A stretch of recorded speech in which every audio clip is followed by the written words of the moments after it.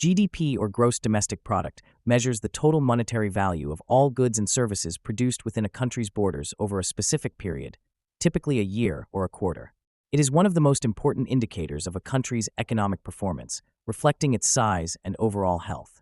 GDP helps policymakers, economists, and investors understand how an economy is growing or contracting. There are three main ways to calculate GDP, but the most common is the expenditure approach, which sums up all spending in the economy using the formula GDP equals C plus I plus G plus X minus M. Here's what each component represents. C stands for consumption, which is household spending on goods and services like food, clothing, and healthcare. I is investment, which includes business spending on machinery, equipment, and housing.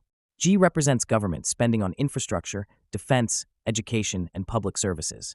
Finally, X minus M is net exports, calculated as exports, goods sold to other countries, minus imports, goods bought from other countries. For example, if household consumption is $10 trillion, business investments are $3 trillion, government spending is $5 trillion, and net exports are negative $1 trillion, more imports than exports. The GDP would total $17 trillion. GDP can be expressed in two main forms, nominal GDP and real GDP.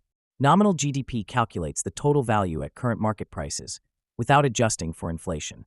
It reflects the actual value of production, but can overstate growth during periods of high inflation.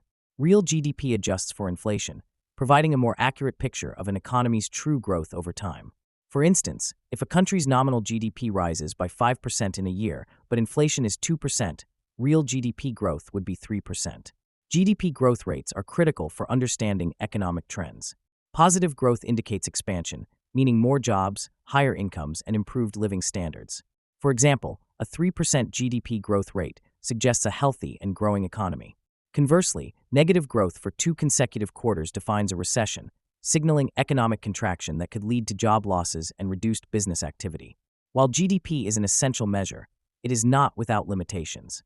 It captures economic activity, but doesn't reflect broader societal well-being. For instance, GDP doesn't measure income inequality, environmental sustainability, or quality of life. A country could have high GDP but face issues like poverty, pollution, or lack of access to healthcare. For a more comprehensive view, economists often pair GDP with other indicators, such as the Human Development Index, which includes health, education, and income metrics. GDP is also used to compare economies globally. For example, the United States has the highest GDP in the world, reflecting its large and diverse economy. However, when comparing GDP per capita, which adjusts for population size, smaller countries like Luxembourg may rank higher, showing greater economic output per person.